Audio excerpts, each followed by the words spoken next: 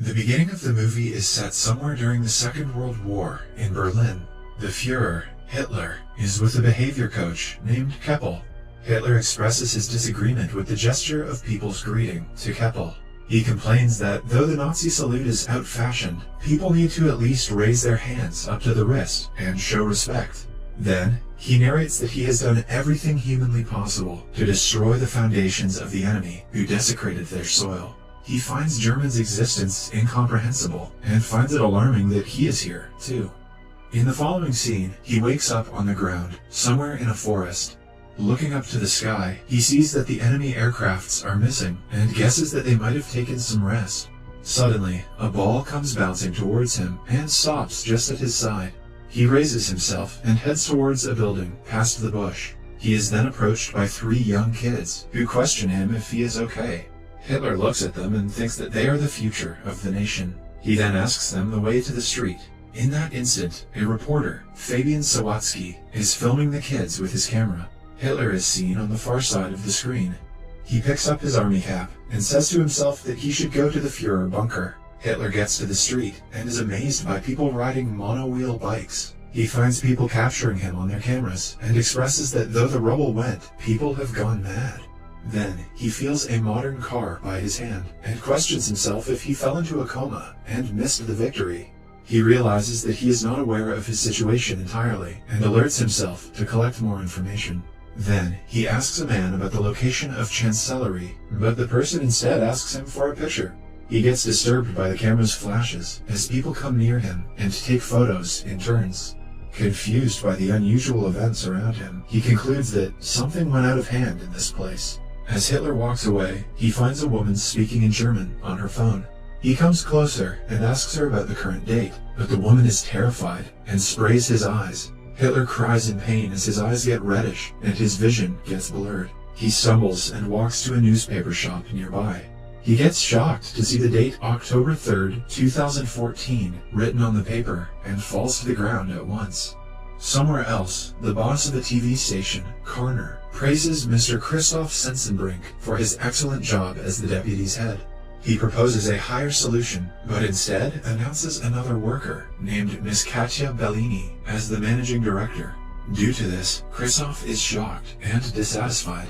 He comes to his office and vents his anger out at a struggling filmmaker named Fabian. Despite Fabian's best attempts to convince his boss, he gets fired and thrown out by the guards. Sometime later, Hitler wakes up at the news shop and asks the owner about the date. He confirms that it is in fact 2014. A confused Hitler questions if the shopkeeper has kidnapped him and suspects that this is all a trick play of the enemy's secret service. He threatens to kill the shopkeeper if he is working for the enemy, but the shopkeeper gives him a bar of chocolate instead. Hitler opens it after quite a struggle and sniffs it. He declares it to be industrially pressed grain and questions the shopkeeper if there is still a shortage of bread. The shopkeeper asks Hitler if they are filming a documentary somewhere nearby, mistaking him for an actor. The shopkeeper then says that he looks exactly like the Führer, to which Hitler replies that he is the Führer. After that, Hitler sees the Turkish newspaper and asks if the shopkeeper has Stürmer or Panzerbar. The shopkeeper says that he has more Turkish customers. Hitler is astonished at the presence of Turkish people in Berlin. He then starts collecting information from the newspaper. While reading it, he assumes that he didn't win the war in the past, and Germany was given to the hands of clumsy women having the charisma of a wet noodle. He further laments the existence of Poland and concludes the war to be a total waste. Meanwhile, Fabian looks upon his video reporting about soccer and sobs, sad at the fact that he was fired. Don't worry, Fabian. In a couple years you can get a job on YouTube. His mother calms him and asks him to pause the video, noticing Hitler behind. Fabian is amused at the discovery of a person who looks so similar to Hitler. Back in the shop, the shopkeeper asks Hitler to keep the newspaper aside and stand outside. Hitler grudges at being asked to work. The shopkeeper suggests Hitler clean his clothes, for they stink. He then goes to a laundry place and asks them to clean his uniform. Hitler asks if they have another uniform, since he cannot walk away naked. Hitler doesn't understand that he's in modern-day Germany now, and nudity is no big deal. Next, we see Hitler walking to the news cellar with jeans and a sweater on. Hitler's looking bussin'. Fabian, on the other hand, has somehow managed to find him and is waiting for him in the shop.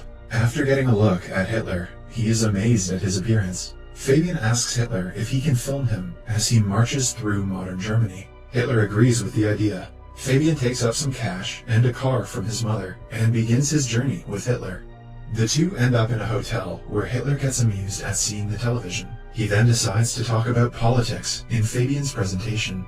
He goes to places asking people regarding their views on politics. After the interviews, he finds that there was minimal impact of democracy upon people during his absence. He inspects discontent and suppressed anger in people, which reminds him of the 1930s, when people had similar views but lacked the term political disenchantment.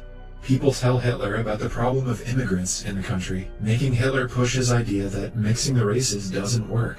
Later, Fabian asks Hitler the source of his unique mustache. Hitler replies that he cut his mustache to a shape that fits a gas mask. A while later, the two end up on a farm, where Hitler gets bit by a dog. He is enraged and shoots at the animal. Fabian scolds him and seizes the gun.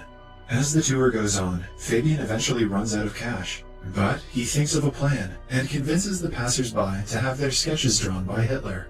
Hitler finally gets to exhibit his creative side and draws sarcastic pictures which people find funny and pay for. They continue their trip after collecting enough money. Back in town, Fabian shows a clip of Hitler to Christoph. The video has a lot of views, as Fabian has uploaded it to the internet. Christoph is impressed by the large number of views on the video. He asks Fabian for Hitler's name and contact number. After meeting him, Christoph suspects Hitler to be a lunatic and asks Fabian to take him away from his office. Before leaving, Hitler enters the director's office and asks her to save Germany together with him. Interested by the idea, Bellini asks him about the plan. She quickly asks her assistant to prepare a proper TV format for broadcasting the Führer on listening to Hitler's idea. Fabian then threatens Christoph to give him his job back, or else he will take Hitler away. On hearing this, Christoph makes him a kitchen boy, promising to promote him when a new editorial post opens up. Kitchen boy is better than an internship, I guess. Sometime later, Hitler is given a table at the TV studio. Christoph calls Kromeyer to help Hitler with computer use. Hitler recalls the computers of his days and labels the invention to be one of the greatest. Kromeyer tries to sign up Hitler to email, but informs him that his name is already taken. Hitler grunts for others stealing his name and tells her to use New Reich's chancellery as he liked it. Christoph plans to put Hitler on a live comedy show called Whoa, Dude! He is still salty because Bellini got a promotion instead of him and intends to create trouble for her. He intends to bring racism to the debate through sarcastic jokes on Jews and throw out Hitler. The show starts, and Witzigmann, the host, calls for Hitler on the stage. The audience gossips about Hitler's appearance, but when Hitler gazes at the audience, the hall goes completely silent.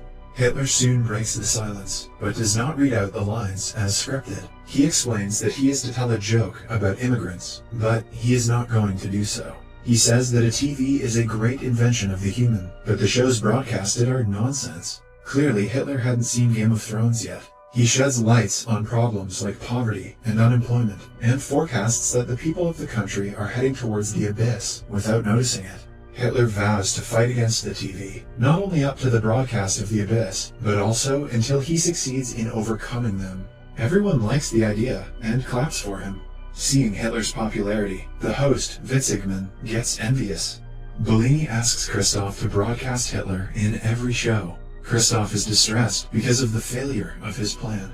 In the following scene, we see Hitler give interviews on numerous TV shows and share that his motive is to make Germany great again. Wow, this movie was ahead of its time.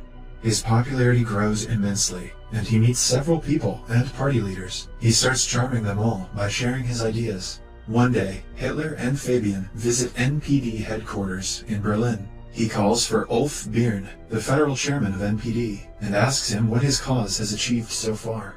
Hitler belittles him and says that they have wasted enough time, and the movement is taken aback by decades due to their words. Christoph gets excited and happy when the cops and district attorney, DA, appear at the TV studio. They explain that they are here for a complaint of charging violation of hate laws. Bellini asks what they are to do then. Quickly, Christoph pops that they might mean to cancel the Führer show. The DA says that they can keep the broadcasting on. Bellini takes a sigh of relief, while Christoph fakes his smile. After the DA leaves, Kromeyer hands over a letter to Christoph, stating the payment of the dog, which Hitler had shot earlier in his trip. Christoph receives the letter happily, believing it might be a way to cause trouble. Next, Hitler is put on a TV program where he is asked direct questions about his different roles in the war. Hitler responds that he wants to reach out to people, but the interviewer tells him that all his deeds cannot be justified. He shows him the clip of him shooting the dog.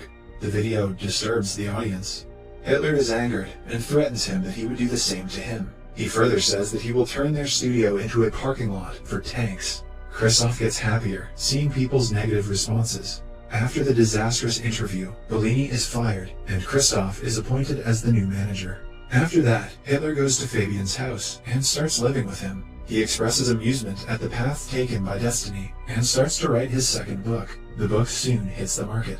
3 months later, at the TV studio, everyone sits in a meeting where the massive loss that the company has gone through is discussed. Christoph believes that Witzigmann's show will put them back on track, but one employee informs him that he has quit his job.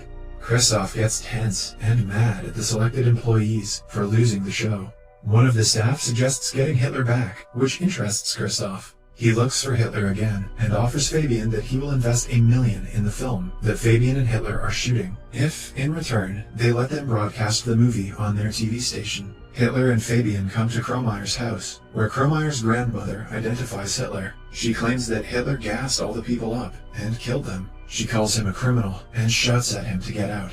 In the car, Hitler shares that he is surprised at Kromeyer being a Jew. He starts to belittle Jews, calling them less of humans. Fabian gets disappointed at Hitler's actions and his words. Back in the set, Fabian gets Hitler to replay how he got to the place. He asks Hitler what happened before the ball came rolling to him in the woods, but Hitler cannot remember it. Later at night, he walks off the set and is surrounded by some thugs. They call him the reason to take Germany back and give him a hard blow on his face. As Hitler opens his eyes, he finds himself in a hospital in front of Bellini.